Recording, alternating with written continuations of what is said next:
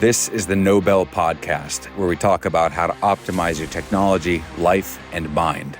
We're joined by special operations veterans, entrepreneurs, investors, and others who have overcome difficulty to make it to the top of their craft by staying in the fight.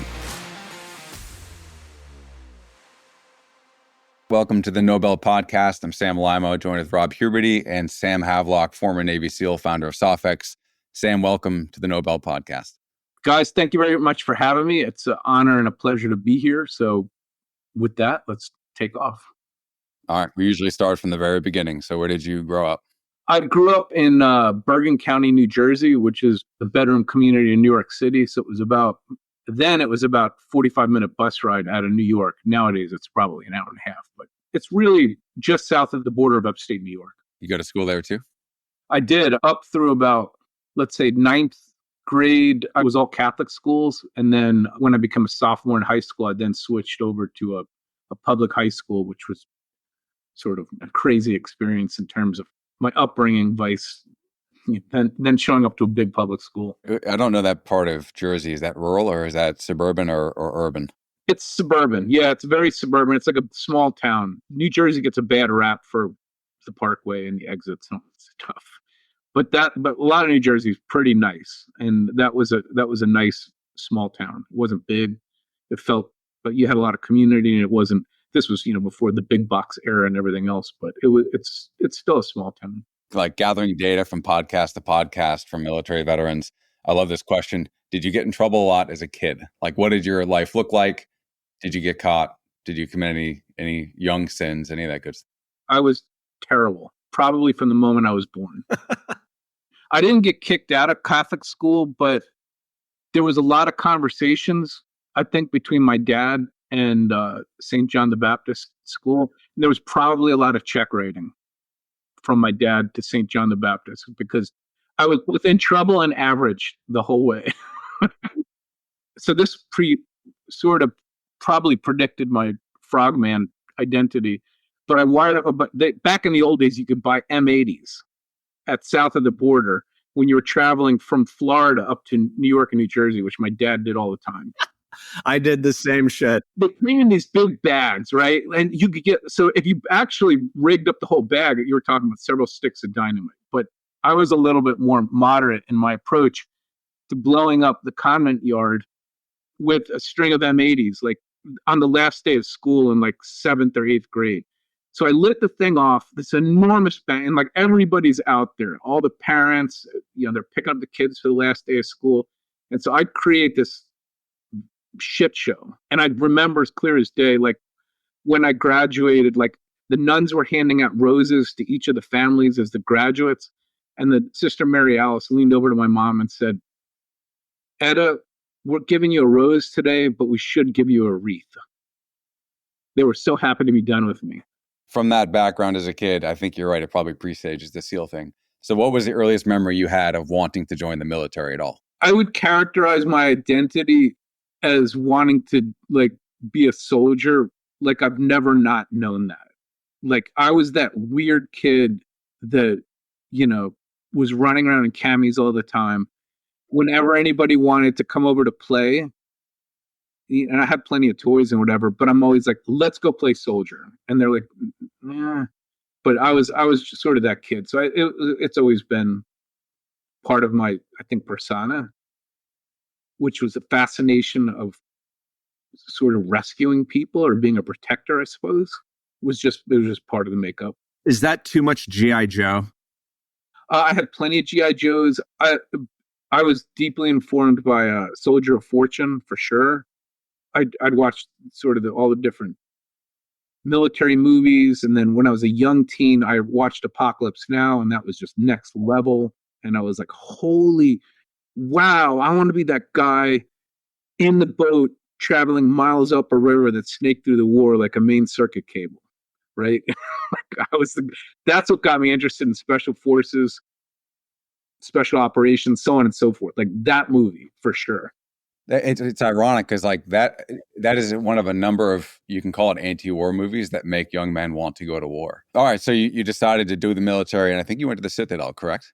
Well, I'd like to say all the biggest decisions in my life were informed by an author that graduated from the Citadel called Pat Conroy. So what happened was I read Pat Conroy's book, The Lords of Discipline, in high school. It's the same thing. The worst book about hazing made you want to go. You're a 3 to 5%er, right? So the things that turn everybody else away from activity X, Y, or Z, draws me in like a moth to a flame. But I read the book. I'm like, wow, the 10, this is really interesting. There's a lion in a park and you can hear him roar from your dorm room. And I love the military stuff. I'll probably love this place. So it was the only place I applied. I got in, and that was it. I showed up, and I never looked back. It was from 17 on. I actually even went a little bit early. What year was that? I showed up there to do summer school so I could get a couple classes ahead of time in May of 1987. You had a really unique experience. I want to dive into this one. Is you were first a Marine before you were a SEAL.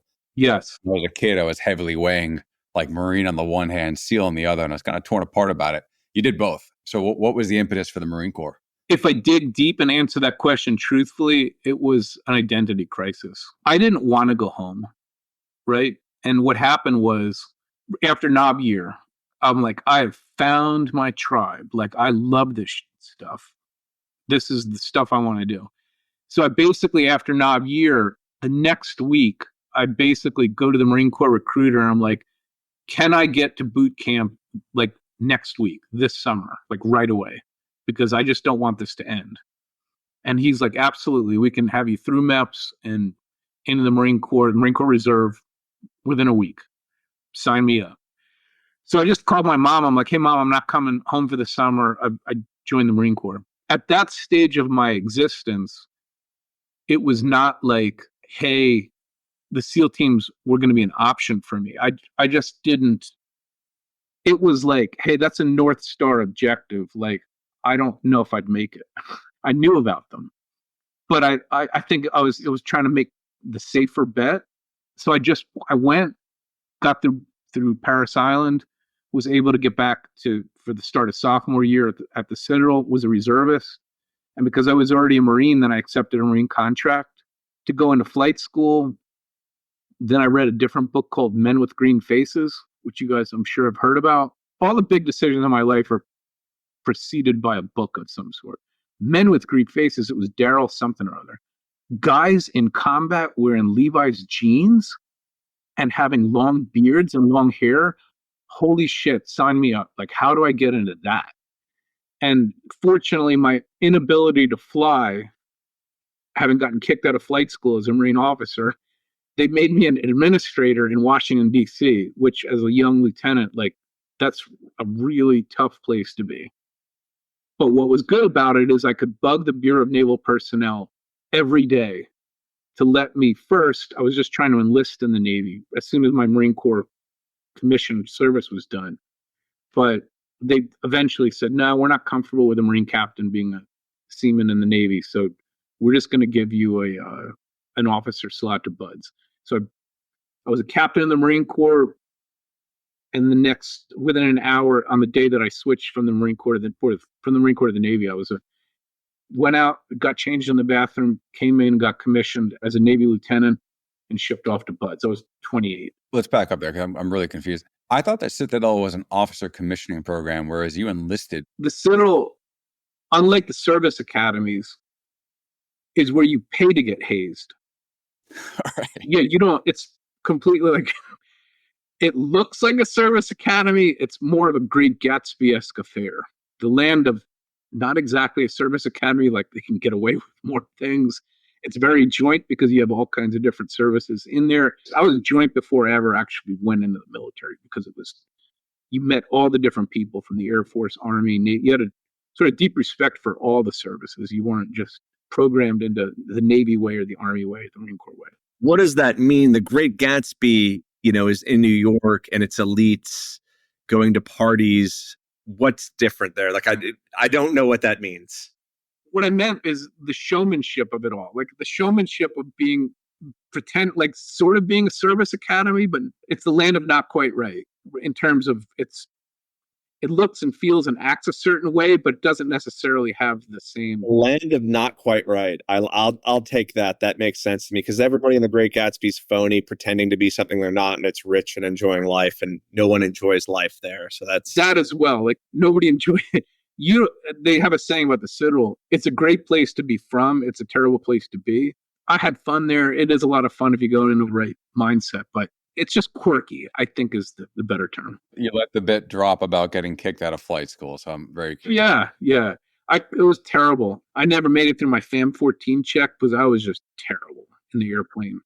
I got airsick all the time, was scared out of my mind. Like, I hate heights.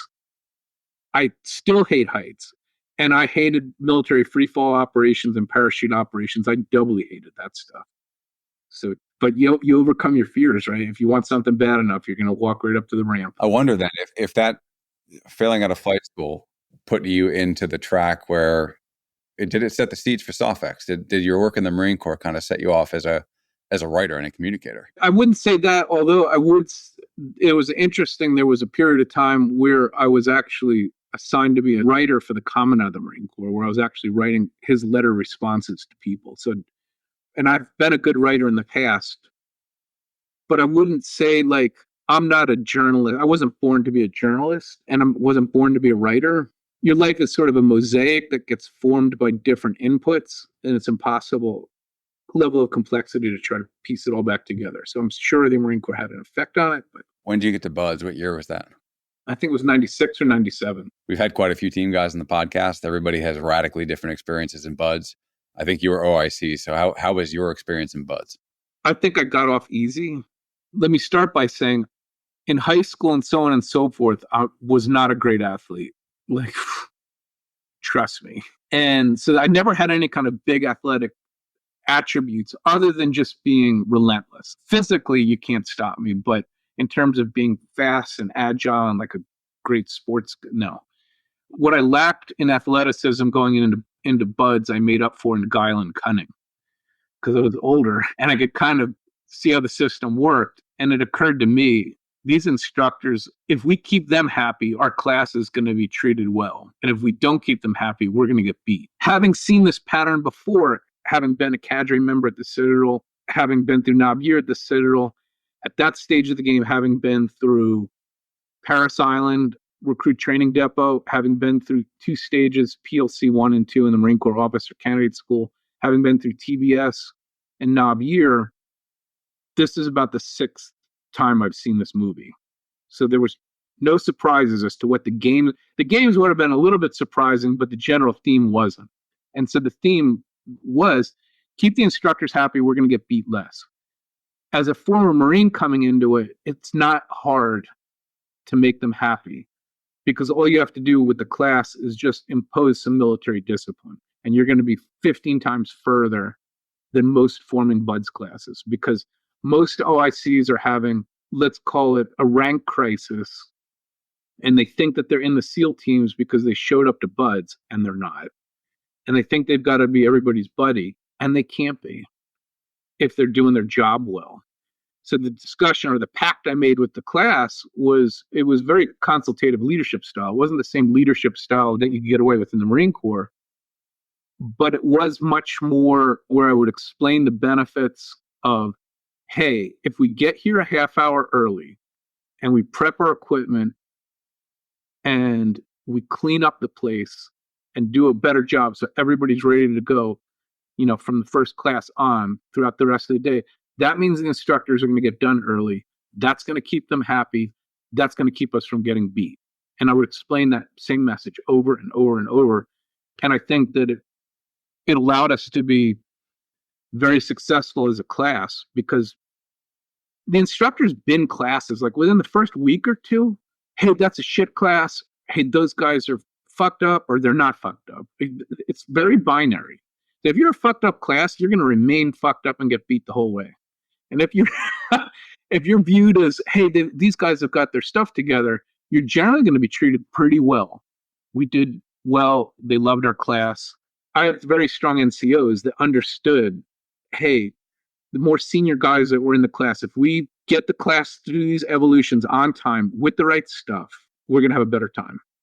And so it went pretty smooth for us, thanks to all this other nonsense that I had been through in the past 10 years or so.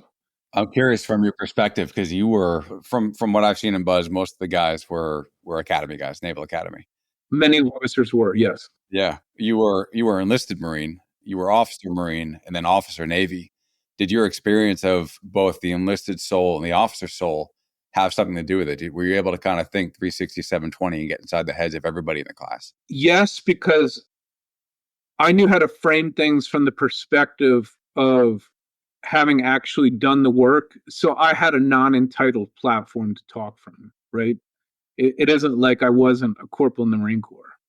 And the other thing was, I would pick up a broom and do the shit right alongside everybody, which I think in BUD/S is pretty normal. Most OICs and officers are going to do that. So there's nothing spectacular about that. But there was also other, let's call them Marine Corps leadership reflections that I insisted on bringing into my leadership practice, like eating last. Like they would see me eat last and I would never allow myself to eat before everybody else. That's a very simple example of a thing that is a cultural norm in the Marine Corps that, while it may not seem like much, is like everything.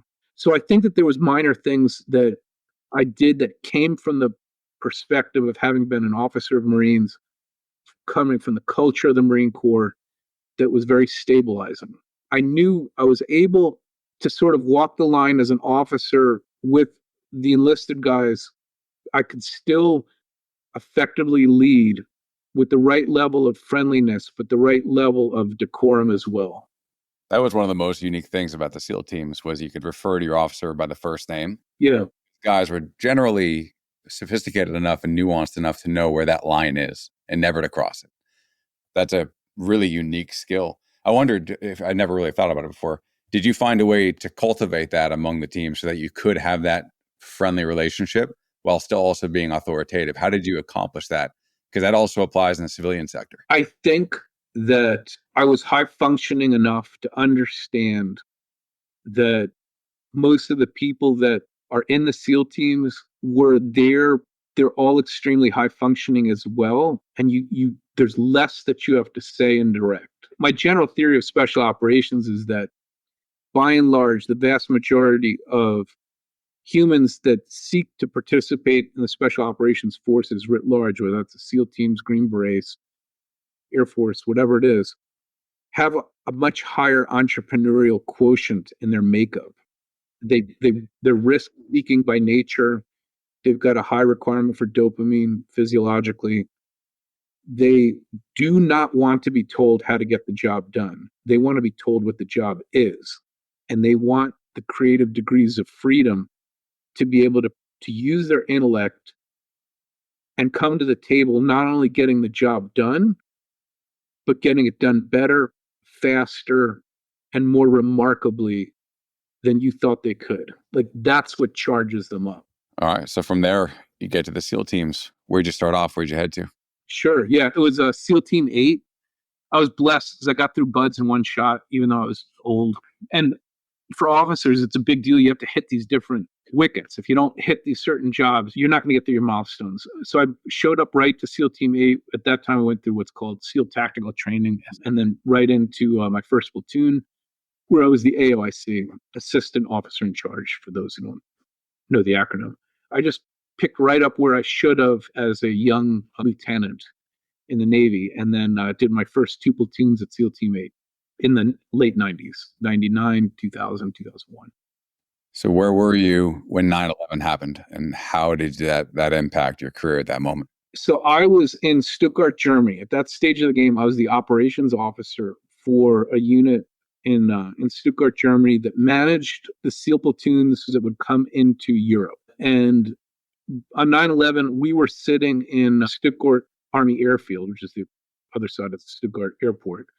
And we were fixing to go to a big exercise. And then all of a sudden we see 9/11 happen on the TV, and we're like, wait, what? What's going on? And then next thing you know, over the radios and everything else, the entire thing is canceled. Everybody head back to your base and await further instructions. Most people's experience across the SEAL teams in the mid to late 90s was fairly more training oriented, less sort of dynamic operations and things like that, unless you were doing work at certain organizations or assigned to government organizations. But to answer your question, I had been, because we were blessed to be in Europe at that time, there were basically two conflicts that we were involved with as East Coast SEALs and also as Unit 2 specifically in Stuttgart. And that had to do with the Bosnia conflict, and then later than that, the Kosovo conflict. And where I'm going with it is most of the tactics, techniques, and procedures with regards to modern surveillance and reconnaissance and intelligence operations were informed by tactical sensibility shaped in Vietnam, right? And so I presided over the sunset in the 90s of what I would call sort of the dying gasps of old school SR, where you would put people on a ridge line with glass, trying to send pictures through a PSC-5 up to a satellite, and you might have marked up the one picture. You would mark up that thing in the field, like with digital tools, and send it off of swamps, up into PSC-5, into a satellite. It showed up somewhere else, and hey, this is the bomb maker's factory right here, like one picture. After 9/11, the floodgates opened up with regards to the economics, with regards to title authorities and the use of intelligence, surveillance, and reconnaissance capabilities at tactical level, full motion video 24/7. That fundamentally changed. And obviously after Red Wing, which we can talk about, like those days are over. But to answer your question, I and a handful of people who had been involved in modern urban target reconnaissance, advanced force operations, close target reconnaissance, and old school ISR in the mountains of Kosovo and Bosnia all got sucked up to start to develop the tactics, techniques, and procedures for what is now, let's call it, enlightened ISR. Do you think that the U.S. military was ready for that? Were the SEAL teams? You have a lot of people devoting their full lives to being the best they possibly can. You say what that entrepreneurial special operations person, and we're training all the time, but we don't know what we're training for, and we're doing these things the best we can. Do you think that you were ready for that one mission there? And that kind of leads us today that we fought for 20 years in one environment. Are we ready for the next? And I think that's an interesting thing. I think that we were fully ready as a special operations community, both within the SEAL teams and within the broader context of United States Army Special Operations Forces, the special mission units, our work with certain government organizations that had to happen very quickly right after 9/11. The facts speak for themselves. We routed the Taliban within 3 months in the world's most inhospitable geography, period. Hard stop. Finished. The U.S. Army Special Operations community, with a small handful of people, dropped into a desolate, dark space of humanity, partnered with the Northern Alliance, and in a set-piece unconventional warfare construct, routed a major force. Mission accomplished, right? Then we crowd in with KBR and 1 million conventional forces and all this other crap. And we basically set the conditions for never-ending engagement in Afghanistan, and we were pulled out of there. But if you look at, I try to be objective as I can, if you look at the operational construct, U.S. Special Operations Forces were completely successful in their first few months and continued to be throughout the war. Eventually, we found our man, right? Eventually, we went over the Hindu Kush in aerial refueling blacked out helicopters that nobody can spot on radar to drop into precisely a small compound to take out the world's most sought after human, and came out unscathed. U.S. Special Operations Command was created out of the embers of a 1987 failed hostage rescue attempt, Desert One. 30-something years later, my God, look what we did. I think that we were, as SEAL teams and Spec Ops, were completely prepared for the war that we got. When we were in Kosovo, I was running the Joint Reconnaissance, basically cross-functional teams of Rangers, SEALs, Green Berets, all working together to do target reconnaissance, really observer type stuff. 9/11 really changed the game in terms of becoming a joint force. But I think going into it, the forces, we were well prepared for that war, for sure. Did you feel, the first few missions that you went on, was there a transition from, oh, this is what it's really like? Or was there an aha moment of how you had to change? We learned throughout the whole thing, all TTBs change. But do you think the base thing, that first mission, you were like, ooh, or was it you were kind of prepared for that, I guess? It would be unfair to compare operations in the Balkans to operations in the Middle East and North Africa. It's you get the sense in Afghanistan that people really don't give a shit about life, like legitimately. Whereas in the Balkans, we're still dealing with Eastern European. It's just a different thing, right? And I think that, and you guys know this, every deployment, every engagement, everything, it's hard to compare to other things. Some of the stuff stays the same. Oh, this is warfare again. You never underestimate the ability of humans to be cruel to one another. I'll give you an example. So we're patrolling through this one village up in, I think it was in the Korangal Valley or some shit like that. So I go underneath this like bridge. I'm like, it looks like a real medieval old bridge with like rocks and stuff like that. And then there's like a cave complex right underneath the thing. We were clearing the thing, and I kind of looked in with the flashlight, and there was like a stack of skeletons and bodies and shit there, like not buried at all. It was the craziest thing. I'm like, whoa, what is that? So that's an example, right? I want to fast forward to Red Wings. Would you be able to kind of give a high level of what that operation was and your role just prior to it? That particular operation was to try to detain or otherwise mitigate a person called Ahmed Shah. And Ahmed Shah was a local sort of thug up in the Korangal Valley, which is one of the most dangerous parts of Afghanistan. It's probably one of the most dangerous parts of the world. Many have likened it to the Shaw Valley of Vietnam. Korangal is that to Afghanistan. So Ahmed Shah had been a bomb maker. He'd been responsible for killing a handful of Marines on the road that goes from J-Bad down to Bagram and so on and so forth. And so the mission to go get him was difficult because he would sort of hide away in his mountain redoubt up in the Hindu Kush, which is really tough to get to. From a helicopter standpoint, you have all kinds of problems with air density, the cold, the fuel you need to get there, so on and so forth. And the Russians got tortured up there. But in any case, so we had developed the mission to try to go target Ahmed Shah months prior in the winter. And then when SEAL Team 10 came in, the new squadron, I was the commanding officer of Naval Special Warfare Task Unit Afghanistan with the guys, which was primarily SEAL Team 8, but we also had SDV guys and some other different folks from around the community that were part of this task unit. And my relief, Eric Christensen, Naval Academy guy, a good friend and wonderful human as well, had come in with the task unit, and that was Squadron 10. One of my best friends in the world, Master Chief Peter Musselman. I'd known him before the SEAL teams. We were both Marines before we went in the Navy. In any case, him and a bunch of others, we'd handed off the target package and said, hey, we couldn't get to this one, but it's pretty hairy. It's got a lot of challenges, but we've prepped it. We've briefed the Siege of Soda for Combined Joint Special Operations Task Force, the people that were in charge of us there.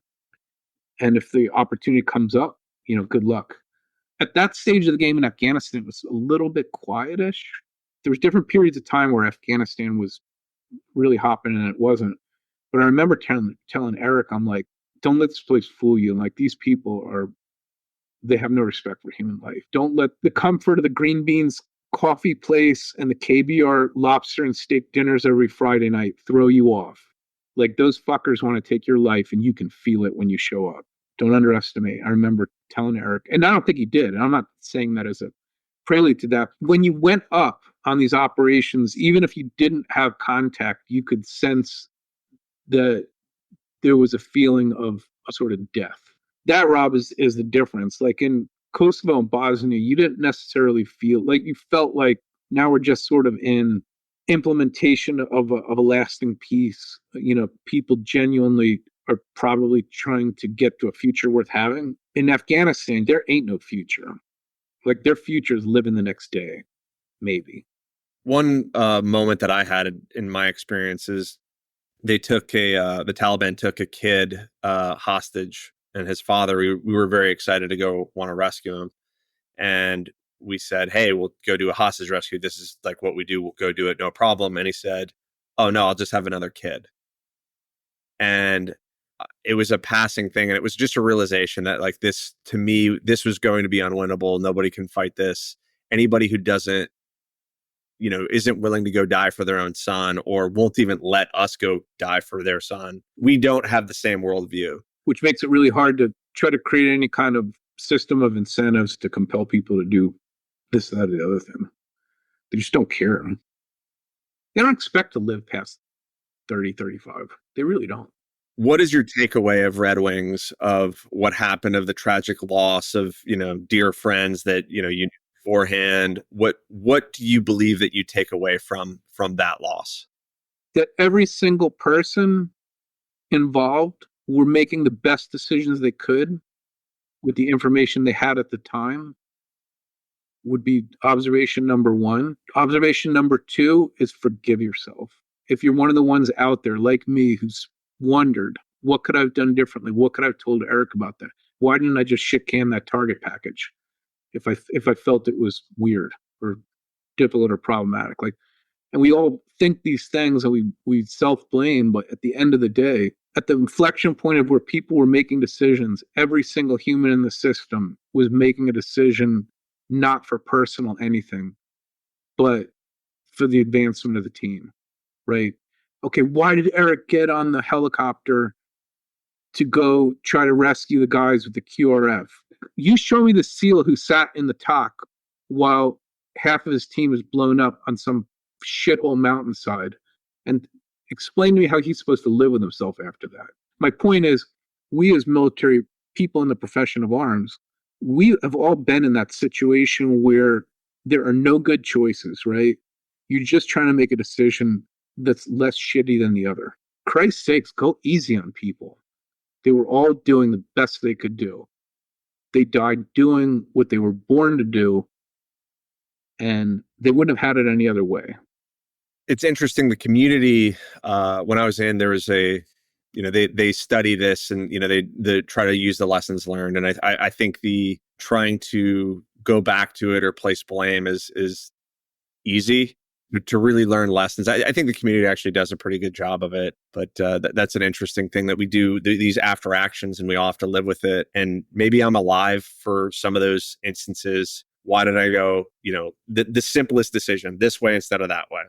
And it's tough. And that forgive yourself really resonates with me, because I've had to learn to do that a lot in my life, of like retreading something else, or like what could have done differently that day, and a lot of things, and how a conversation could have gone, how this relationship, could have been better, the last time that you see somebody, what you should have said, and any of those things. You replay in our heads all the time, and to learn to forgive yourself is one of the hardest things. But there's one thing I would say that is oftentimes, at least in the SEAL teams, I'm not sure about the Green Berets and the other things, but a lot of times, once you start digging into people's background, which they never actually talk about, for the most part, SEALs don't, but typically their childhood was marked by some sort of upbringing that was maybe less than ideal. And I think that somewhat, when people say, well, how do people make it through BUDS and do things like that? I think it's oftentimes has to do with that person having something to prove to either himself or something to run away from their past, right? That's what creates that drive and that grit.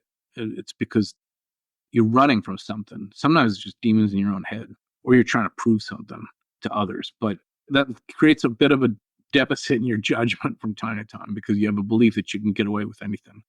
I think in our life, we have to decide if we're running from something or running towards something. That is a very difficult thing to know. And I think everybody is doing both at the same time. And as an outside observer, you can only see them running, and you don't know they're both running away from something and running towards something. It always sounds better to say that you are running towards something, that you have a goal that you're trying to achieve. But sometimes the best people that you ever met were, you just saw them running, but they were really running away. It's interesting in the back end too. From what I've seen, a lot of guys, when they get out and they're trying to work through what they went through, they're working less through what happened in the teams than what happened before the teams. That's exactly right. I think your intuition's spot on. That's what the movement towards psychedelics, that seems to be having revelations in childhood, not necessarily rooted from combat. I think that what gives people the fire to get through BUDS or one of the other qualification assessment selection programs is you had to show up to the game with something really wrong or something to prove. I don't think that it's not like, that's a good idea, let me join the SEAL teams. Because it's really the functional equivalent of like sort of joining the Foreign Legion. Yes, we're part of the Navy, but we're not, are we really? Don't take that the wrong way, but you guys get the point. It's like saying, hey, I'm joining the SEAL teams is akin to saying, hey, I'm trying out for the French Foreign Legion. Like, you may not hear from me for a while. We'll see how it goes, either, with my shield or on it. We'll see. I want to wrap up the military because I want to get into what you did after, because it's applicable to a lot of guys. But before we do, what if you could look back macro, what was like on a spectrum, the absolute best pinnacle of the military or combat or SEAL teams offset by the worst? What are those two for you? The worst day of my military life was learning about Red Wings, for sure. Because back at that point, I was back in Little Creek. So unquestionably, that was the worst. The best day in the military was the whole thing. When people say, thank you for your service, my response is always, I should have paid the government. I didn't do it to like have this notion to serve. No, this is my identity. Like, I was born to be in the profession of arms. And frankly, not being in the profession of arms, you're always a little bit lost. For me, thousands and thousands and thousands of people who go on and recraft their identity, but I don't know that I am capable.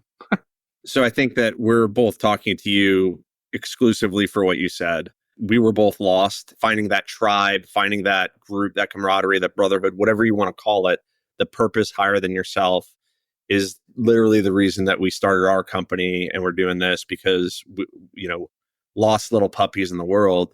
So neither one of us retired. We went out and got MBAs. You retired. What was it like retiring and being lost and starting again? I think that there's a large discrepancy between the time that people think it takes to reacclimate into civilian society.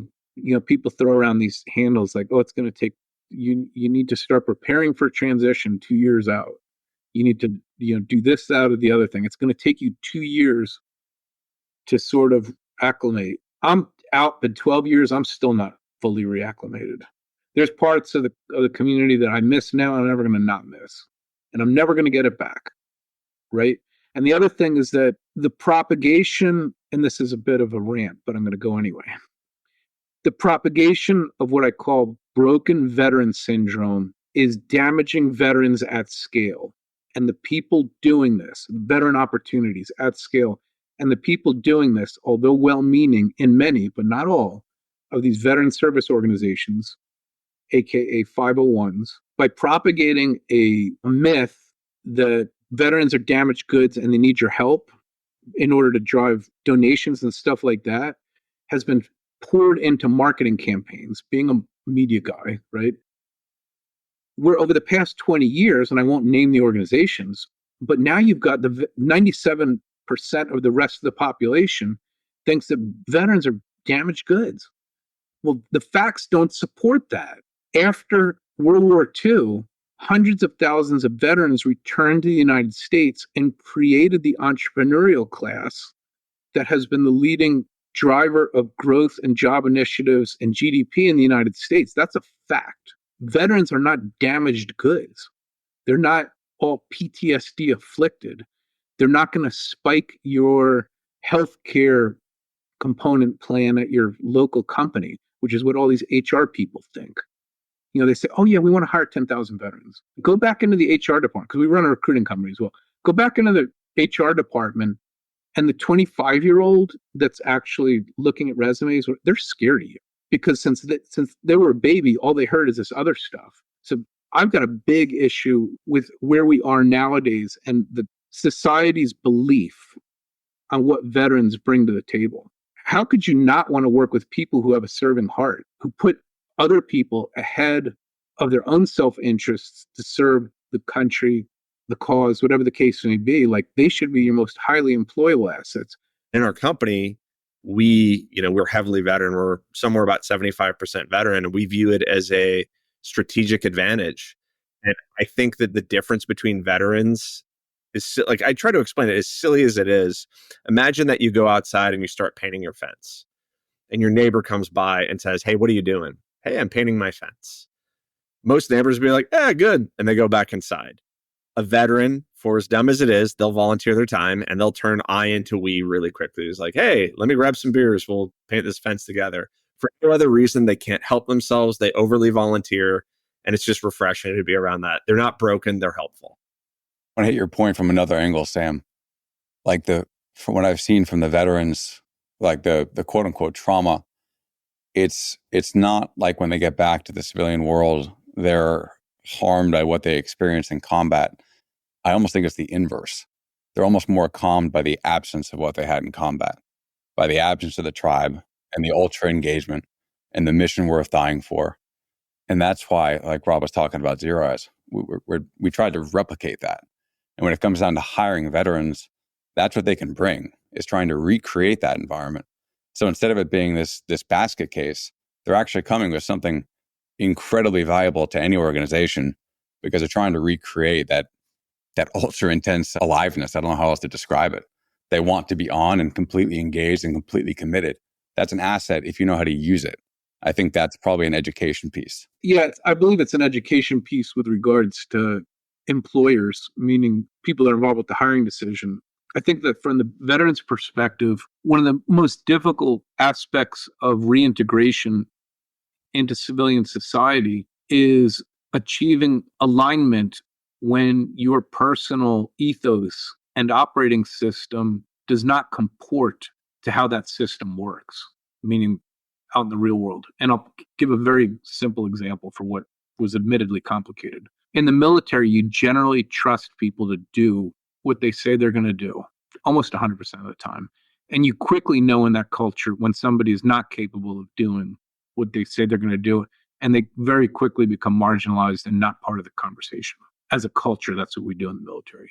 Out in the civilian world, the system of incentives is completely different. It doesn't matter that much whether you fall in on what you agreed to do, and you can be punished professionally for not making the right political choices independent of whatever the effect is on the organization or your team. The simplest way for me to put it is it's as if you are trying to fly a helicopter and you've been doing it for 10 years or 6 years or 20 years in the military, and then you were taken out of the military, put in a completely different place. They took all the avionics out of your helicopter.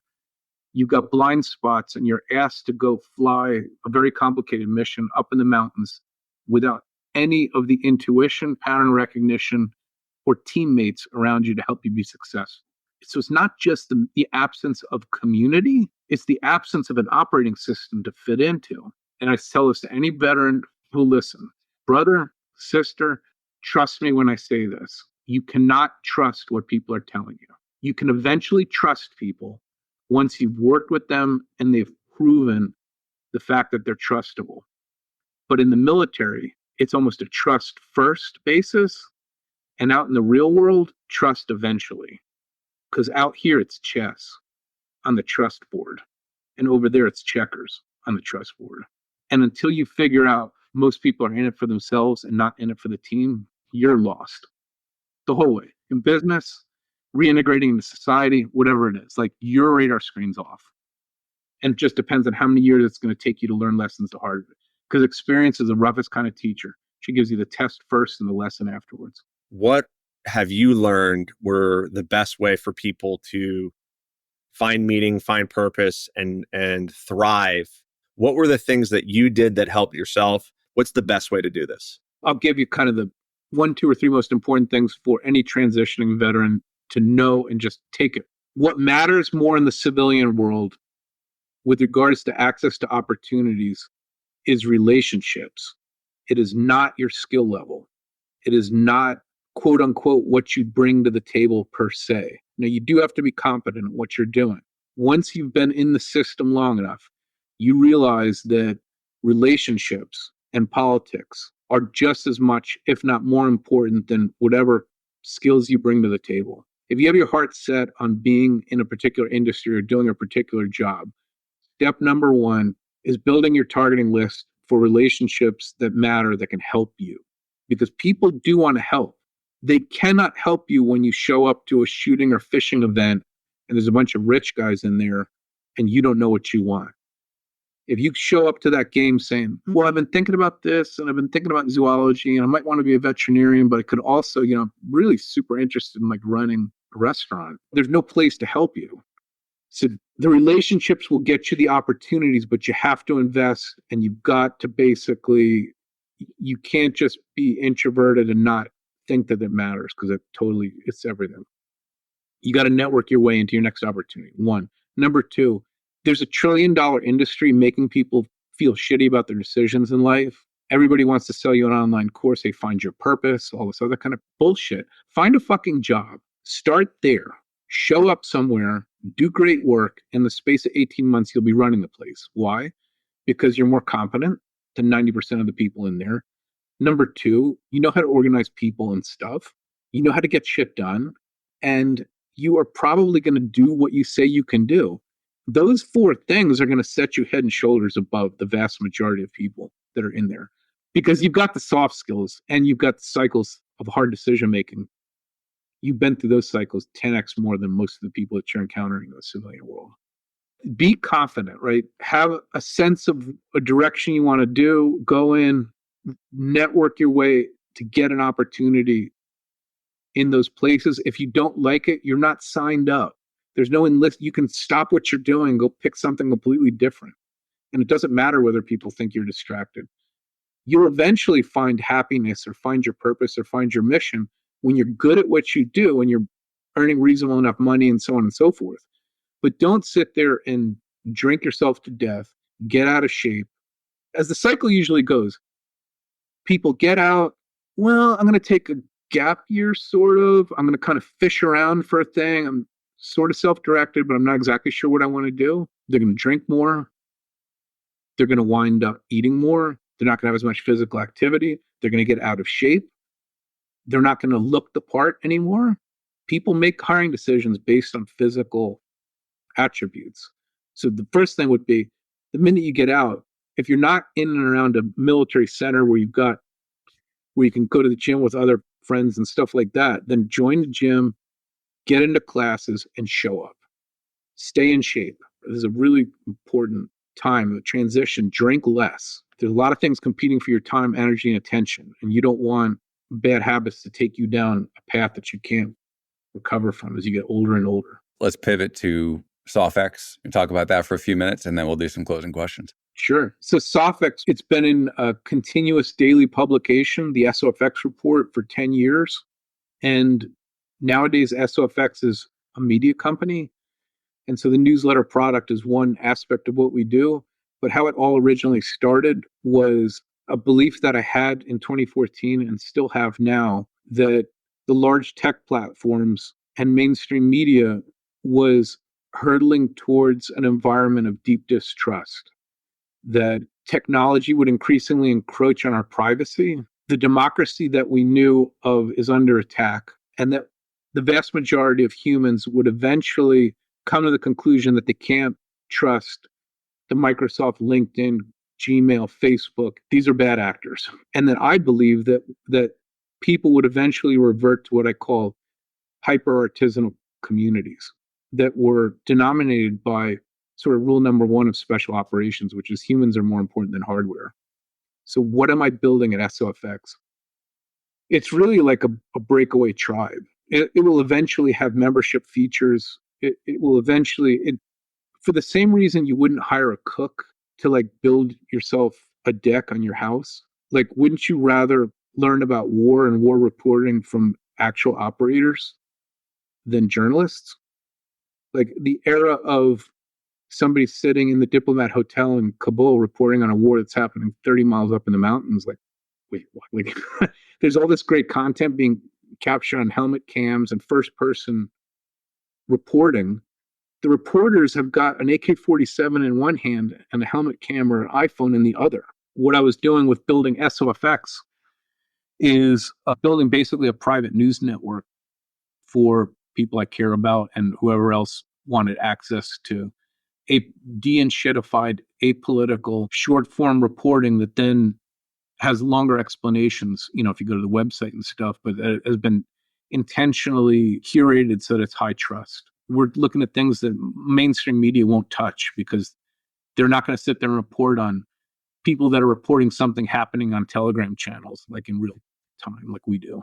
I've been subscribed for maybe 6 or 7 years. I don't know.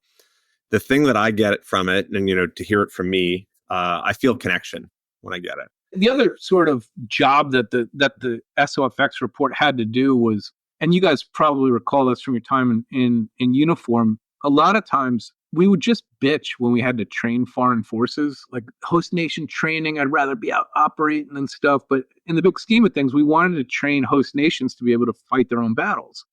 But what I saw from my perspective was that the guys that are doing the training at year whatever don't actually ever get to see the outcome of what that training did. Part of the lift that we do is to show operators, hey, remember 5 years ago you were training the Iraqi police to be able to do these things? Like, lo and behold, they're taking down ISIS cells now. 5 years, like that wouldn't have happened if it wasn't for your training events. So part of it was showing the community the deep value longitudinally of what they were doing. And then the second major lift originally that the SOFX report had to do was to demonstrate to the community how the world is reporting about them. Like prior to SOFX, there are other special operations informed media companies out there, but many of them would report on the community. Team room chat about this, or we heard a rumor about that, but that's not what we do. What we do is scan the world for all the news and reporting that's fit to print with regards to either special operations, clandestine services, paramilitary or private military contractor operations, anything having to do with global conflict, so that the community could know how the world was talking about them. Because the great disservice that Hollywood does with regards to special operations in particular is it's constantly telling just one side of the diamond. Now, people who have served in the special operations community really understand the entire breadth of what we do, which is much more dynamic and interesting than just the direct action stuff that people are familiar with.